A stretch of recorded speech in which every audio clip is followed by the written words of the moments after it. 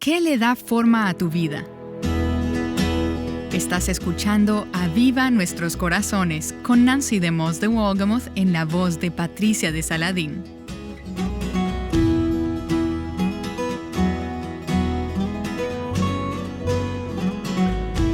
¿Te estás amoldando a tu entorno, a la cultura a tu alrededor? ¿Adoptas la forma de hablar del mundo, el coqueteo de las mujeres de este mundo? ¿O mantienes tu cabeza bien puesta y dices, soy diferente?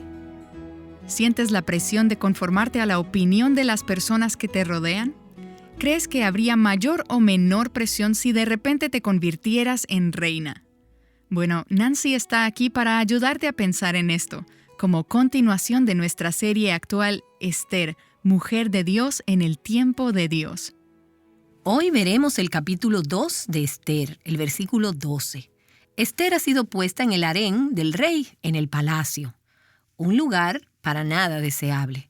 Pero vemos que Dios está allí con ella, que la providencia de Dios gobierna, dictamina y obra tras bastidores, aun cuando ella no se percata de ello. Esther y las otras mujeres seguían una rutina. Pasaban a través de un régimen para prepararlas para ver al rey. Y retomamos la historia hoy a partir del versículo 12. Cuando le tocaba a cada joven venir al rey Asuero, al cumplirse sus 12 meses, según las ordenanzas para las mujeres, pues los días de su embellecimiento se cumplían así: 6 meses con óleo de mirra y 6 meses con especias y cosméticos para las mujeres. Entonces la joven venía al rey de esta manera. Cualquier cosa que ella deseaba se le concedía para que la llevara consigo del harén al palacio del rey. Después de 12 meses de embellecimiento, iba a la presencia del rey a pasar la noche con él. Ella entraba por la tarde y a la mañana siguiente volvía al segundo harén, bajo la custodia de Saasgaz, eunuco del rey, encargado de las concubinas. Ella no venía otra vez al rey a menos que el rey se complaciera en ella y fuera llamada por nombre. Este es un pasaje que en ocasiones tendemos a romantizar o a tener fantasías acerca de este concurso de belleza. Incluso he escuchado a personas hacer chistes e historias acerca de estas mujeres en el harén. Pero quiero decirles que no hay nada chistoso, ni nada divertido, ni romántico en esta escena.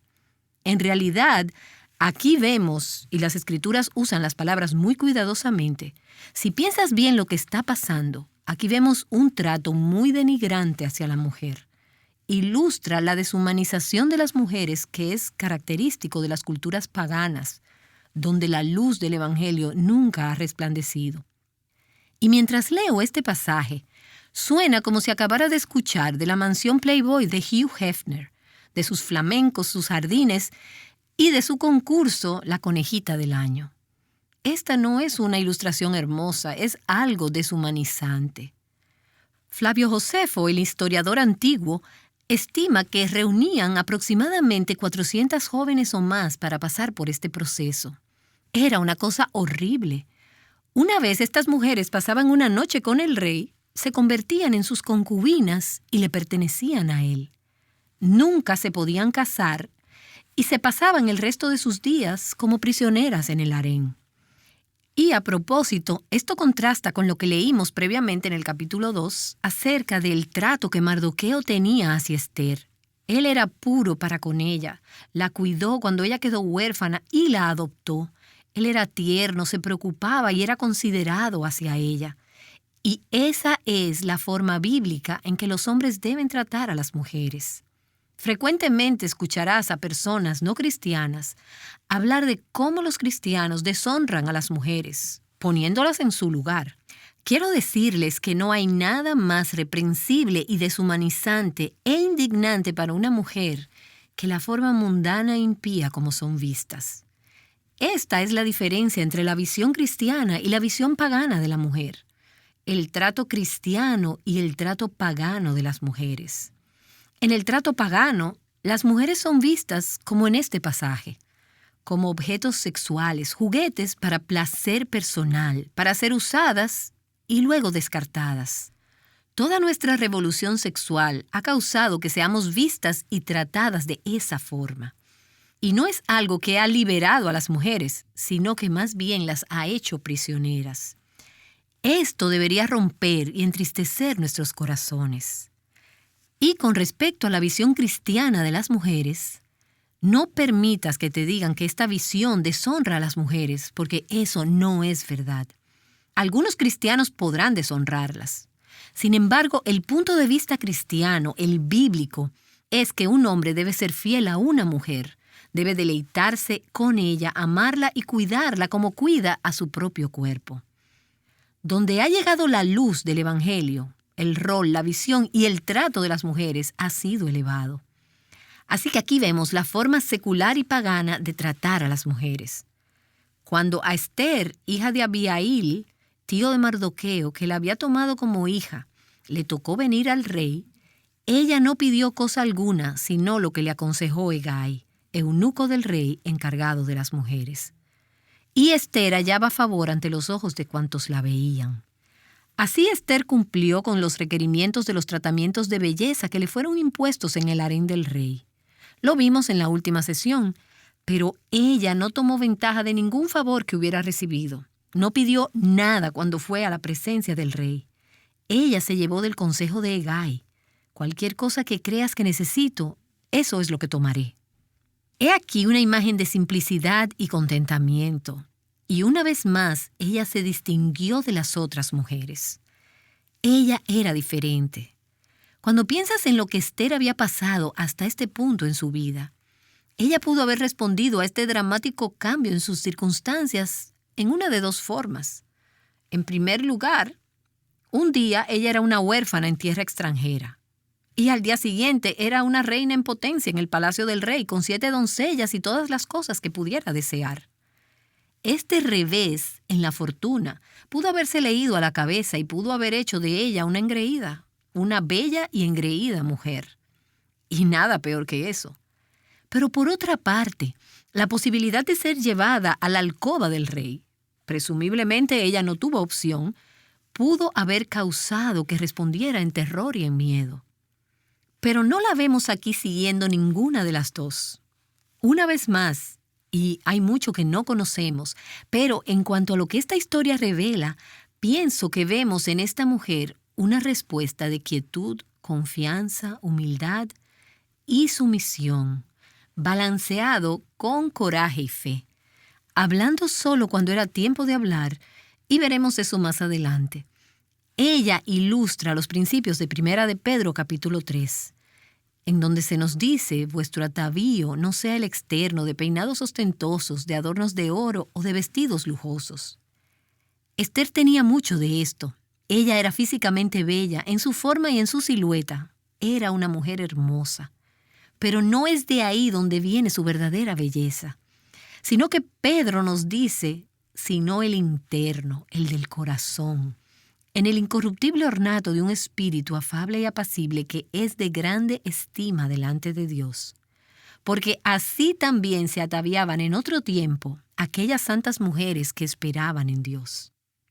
Creo que es así como Esther se embellecía en el palacio, diciendo: estoy en una situación pésima, pero por la gracia de Dios no dejaré que esto me convierta en una mala mujer. Dejaré que Dios me haga una mujer hermosa y que me use en contraste con este escenario feo y oscuro para representar su belleza y su gloria en este harén del palacio. Y Pedro luego dice de estas mujeres que eran santas. Así se adornaban en tiempos antiguos las santas mujeres que esperaban en Dios, cada una sumisa a su esposo. Tal es el caso de Sara, que obedecía a Abraham y lo llamaba su Señor. Ustedes son hijas de ella, se hacen el bien y viven sin ningún temor. Y esto es lo que vemos en Esther. No es que nunca antes hubiese experimentado temor. Ciertamente lo experimentó como una joven adolescente que fue llevada a estas circunstancias y luego al tener que acercarse al rey y el arriesgar su vida. Ciertamente ella tuvo temor, pero no se paralizó. Ella tenía un temor de Dios que la protegía del temor a los hombres. Por tanto, vemos aquí a una mujer realmente hermosa en el sentido más verdadero y puro de la palabra. Piensa en ti misma, en tu lugar de trabajo, en tu matrimonio difícil, ¿En el ambiente difícil de tu escuela? Algunas de ustedes son estudiantes universitarias, en recintos seculares. Les aseguro, y ustedes saben mejor que yo, que no es un ambiente piadoso en el que muchas de ustedes viven y trabajan. ¿Te asemejas a tu entorno, a la cultura a tu alrededor? ¿Adoptas la forma de hablar del mundo? ¿El coqueteo de las mujeres de este mundo? ¿O mantienes tu cabeza bien puesta y dices, soy diferente? Esther era judía. Ella no cabía en el imperio persa. Ella mantuvo su identidad, preservó su pureza y su corazón.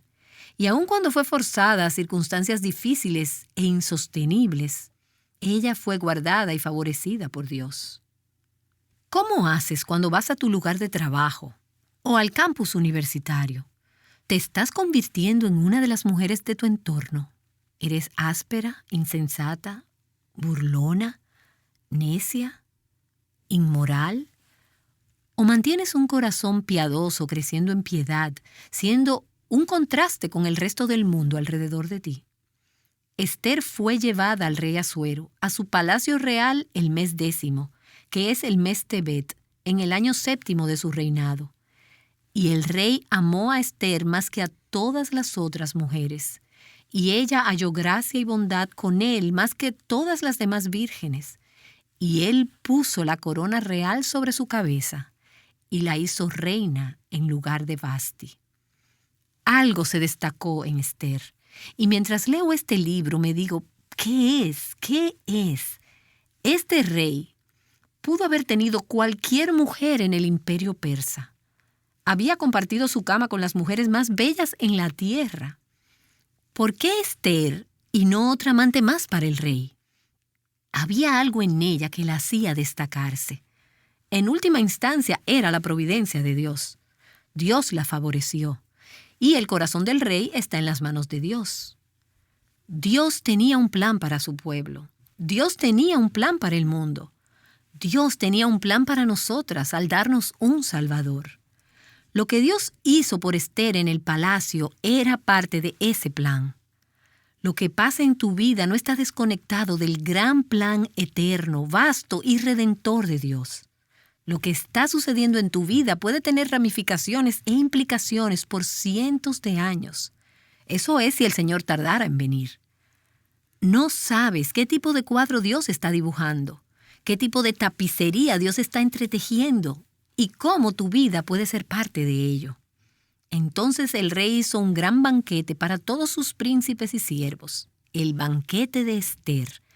También concedió un día de descanso para las provincias y dio presentes conforme a la liberalidad del rey. Desde ya, la vida de Esther estaba trayendo bendiciones al reino en formas que ella nunca habría podido predecir o anticipar. Vemos una vez más aquí la providencia de Dios, y la veremos una y otra vez en este libro.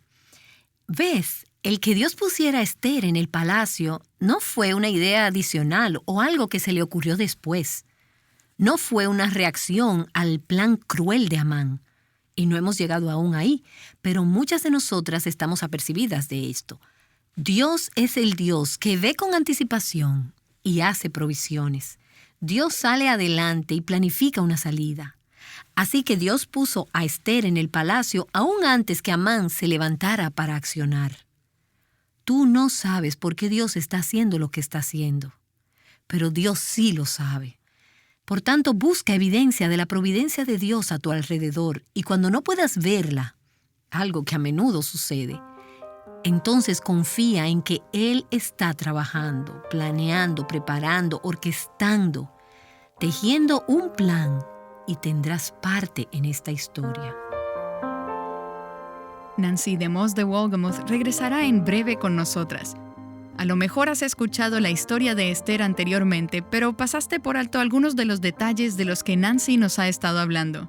Las historias que Dios nos ha dejado escritas en su palabra tienen más relevancia hoy de lo que creemos. Nos encontramos en la serie titulada Esther, Mujer de Dios en el tiempo de Dios. Una de las mujeres que estaba presente al momento de grabar esta enseñanza le hizo la siguiente pregunta a Nancy. ¿Diría usted que el temor es lo opuesto a la providencia? Es decir, si uno está confiando en Dios y realmente creyendo en su providencia, ¿lo opuesto de esto sería entonces temer? Bien, aquí está Nancy de regreso respondiendo a esta pregunta. Si no existiera la providencia, tendríamos muchas razones para estar horrorizadas, ya que el mundo entero sería fruto de la casualidad y estaría fuera de control, por lo que deberíamos estar terriblemente asustadas. Pero si existe un Dios que es creador, que es lo suficientemente sabio e inteligente y lo suficientemente amoroso, bueno y capaz de controlar cada aspecto, asunto, átomo y evento de su creación, entonces, ¿por qué temer? Así que cuando tememos, es una evidencia de que no estamos creyendo que Dios es soberano. O no lo sabemos, o no lo creemos, o lo hemos olvidado. Pero el temor no puede coexistir con la fe. La fe erradica el temor, y ella es la base no de algunos sentimientos que tengo, sino de la realidad de quién es Dios, sus promesas, su carácter, su soberanía. ¿Significa esto que si estamos confiadas en la soberanía y en la providencia de Dios, podemos marchar hasta la presencia del Rey y sentirnos confiadas y no tener ningún temor por hacerlo así? Pienso que Esther tenía temor, pero solo hasta el punto de no saber lo que Dios habría de hacer. Así que ante cualquier aprensión que sintamos, si supiéramos lo que Dios sabe, no tendríamos temor. Si realmente conociéramos a Dios y supiéramos lo que Él hace, mientras más le conocemos, menos temor sentiríamos. Y de igual forma, mientras menos le conocemos, más temor sentimos y más flaqueamos. Pero también hay lugar para crecer en esta área. Esta pregunta es similar a la que alguien me hizo previamente. Si tu vida está fundamentada en Dios, ¿significa esto que será emocionalmente estable, que estarás libre de temor y que no tendrás altas y bajas? Y le contesté, bueno, es un asunto de crecimiento. Hoy estoy más arraigada en los caminos de Dios que antes, como resultado de haber pasado semanas estudiando el libro de Esther. Como resultado, me encuentro a mí misma respondiendo mejor ante las circunstancias de la vida y con mayor confianza en Dios, mayor estabilidad y menos... ¿Y entonces ahora qué voy a hacer? Por tanto, mientras más crecemos, más conoceremos a Dios, más estables y arraigadas estaremos y menos temerosas seremos. Pero hay un proceso. La persona que recientemente ha conocido a Dios, que no tiene un camino trillado con Él, que no ha visto a Dios demostrar su providencia una y otra vez, esa persona, aunque sea una creyente comprometida que ama a Dios, podrá experimentar muchos temores. Pero mientras más crezca, más le conocerá y más confiará. Como leemos en el Salmo 9, en el versículo 10, en ti pondrán su confianza los que conocen tu nombre, porque tú, oh Señor, no abandonas a los que te buscan. Así es. Creo que también hay otra forma de verlo. Como dijo Pablo, mientras más débil soy, más fuerte soy. En este sentido, descansas cuando te das cuenta de que no puedes controlar la situación o cambiarla.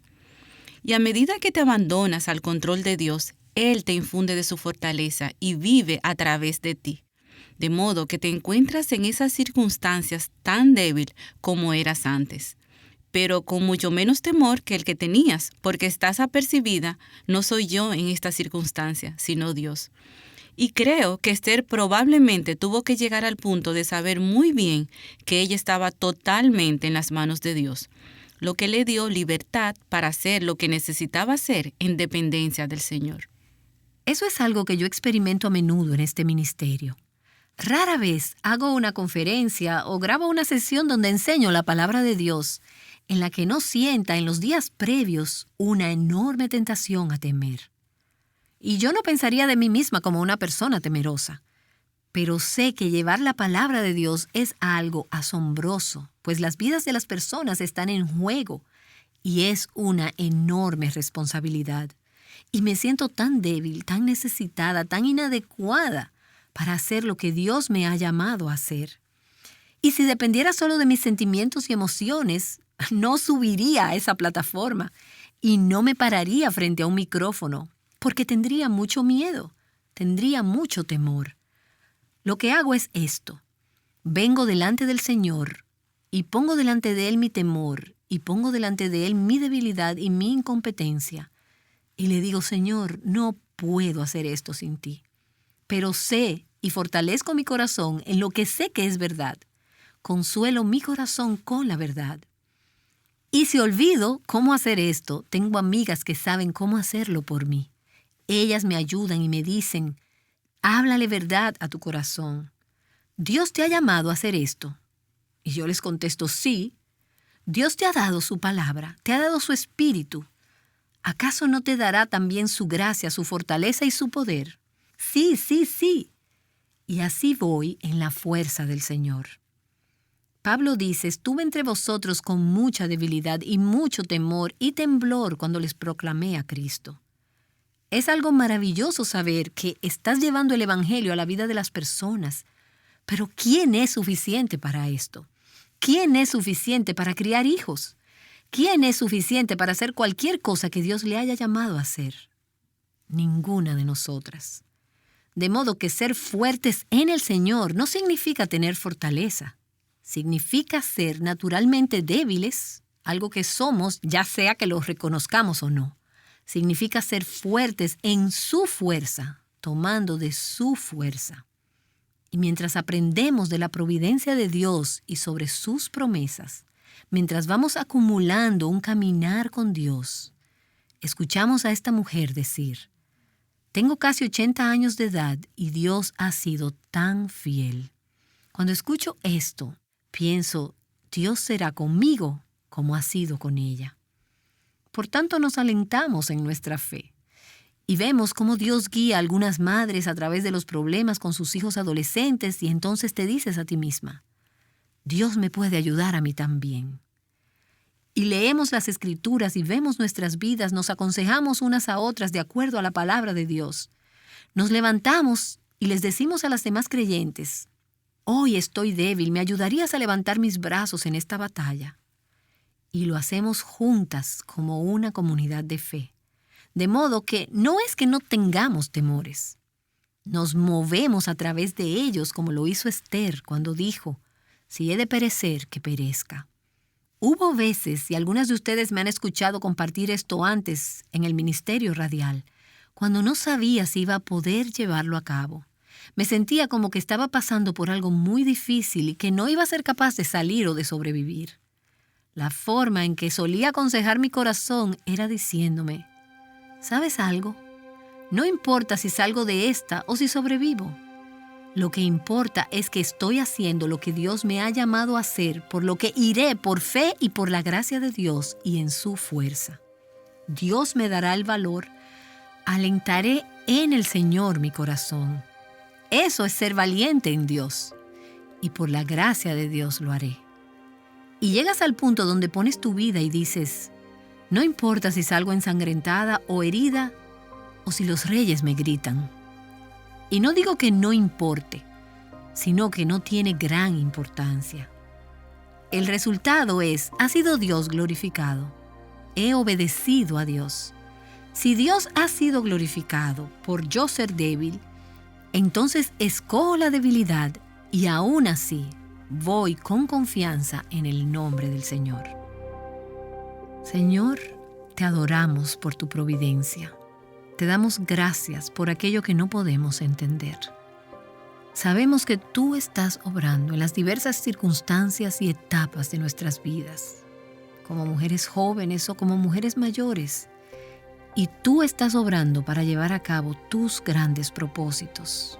Ayúdanos a confiar en ti, a someternos a ti y a ser mujeres verdaderas, piadosas, donde sea que tú nos coloques. Oro en el nombre de Jesús. Amén. Amén. Esta es Nancy DeMoss de Wolgemuth trayéndote enseñanza práctica de la palabra de Dios. A lo largo de los próximos programas veremos cómo Dios escogió a Esther para un trabajo especial, en un tiempo especial. Ella resistió el temor y obedeció, Y quién sabe si para un tiempo como este has llegado al reino. Oremos a Dios para que nos dé la fortaleza para ser mujeres que en nuestra generación resistamos el temor y obedezcamos su palabra. Oremos por un avivamiento en nuestros hogares e iglesias. Este es precisamente uno de los propósitos de Aviva Nuestros Corazones, invitar a las mujeres de nuestra generación a buscar a Dios y pedirle que despierte a su iglesia. Y es por eso también que transmitimos estos programas por medio de la radio y la internet, que organizamos conferencias y producimos recursos que ayuden a las mujeres a encontrar libertad, plenitud y abundancia en Cristo. Si nos escuchas por primera vez o no conoces Aviva Nuestros Corazones o las conferencias Mujer Verdadera, te animo a visitarnos en avivanuestroscorazones.com. Allí también podrás mantenerte informada para participar de la próxima conferencia True Woman 18, este año, los días 27 al 29 de septiembre. Visítanos hoy en avivanuestroscorazones.com y mantente informada. Sino el Señor, las estrellas creó y su luz limitó. ¿Quién sino el Señor, sol y luna formó, movimiento les dio? ¿Quién sino el Señor, hace la lluvia venir y truenos rugir? Tus obras grandes son. Dios poderoso, tú gobiernas la creación, con tu palabra, Señor, te exaltaremos. Dios poderoso, de ti canta la creación, llenas todo tu Señor.